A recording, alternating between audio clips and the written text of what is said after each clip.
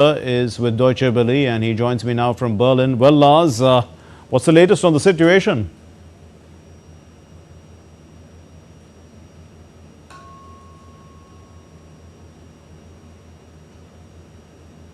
Thanks for having me. Well, it's been quite a weekend in Berlin. News came late Friday that significant progress had been made in those coalition talks. But let's backtrack just a bit here. The election in Germany happened on the same weekend and US President Trump's disastrous meeting with Ukraine's Volodymyr Zelensky. And so immediately after the election, politicians here realized that they were dealing with a new reality, including the need to spend a lot more on defense than really ever before.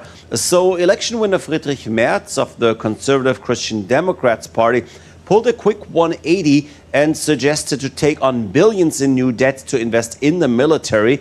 To get their future coalition partner, the Social Democrats, on board, they threw in another couple of hundred billions for infrastructure. But taking on this level of debt needs an amendment to the constitutionally enshrined debt brake. So the parties figured it would be easier to ram it through the old parliament before establishing a new government. That is because the new government would likely not have been able to get enough votes for such a plan. Now, they just needed support of the Green Party, and after shorter talks than anyone could have imagined, they actually got them on board. So what did it take then to get the Green Party on board? They've long been against it, after all. Yes, that's right, and it was a rough few days too. The Green Party had long been vehemently against more debt for financing the military, but I guess they too know, of course, when something is absolutely necessary. They were also angry after the coalition parties had kept them sidelined for a while. But I guess they knew how to win the Greens over in the end. First of all, they've written in the constitutional amendment that all those billions in new debt can only be accessed after 10% of the country's regular budget has been spent on investments in infrastructure. And they've also made sure that 100 billion euros out of a total of 500 billion euros will be spent on the existing initiative of a Green New Deal style refurbishment of the German economy. Now, that is money that will go into projects fighting climate change. It will go into subsidizing sustainable energy. It will help build up wind and solar and generally get Germany closer to its long agreed climate goals. That is something the Greens needed.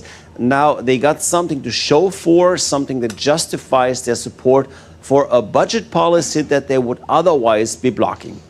Well, I mean, with hundreds of billions of dollars in new debt and these conditions, is it really worth it? Yes, it definitely is, and for several reasons. First of all, let's look at the global situation with the US bowing out of the Western Alliance, the UN, NATO, and the need for EU countries to step up. It's simply a reality that we have to shore up our military, support Ukraine, make sure we are protected when in need. So there's that. But there's also the economic side of the equation. For a long time now, economists have said that the best way to pull Germany out of its doldrums would be massive investments in infrastructure. It's the kind of spending that secures jobs, it props up industries and makes us more competitive globally. Sadly, it's also the kind of spending we haven't done for years, kicking the can down the road on the way too many projects here. Be that as it may, we're spending the money now with a good chance that it revives the economy in the end. For that, it's worth going deeper into depth. Also, lest we forget, Germany's debt to GDP ratio is still much lower than the EU average and than most other nations around the globe. So yes, this is a worthwhile plan. Lars, thank you very much for being with us.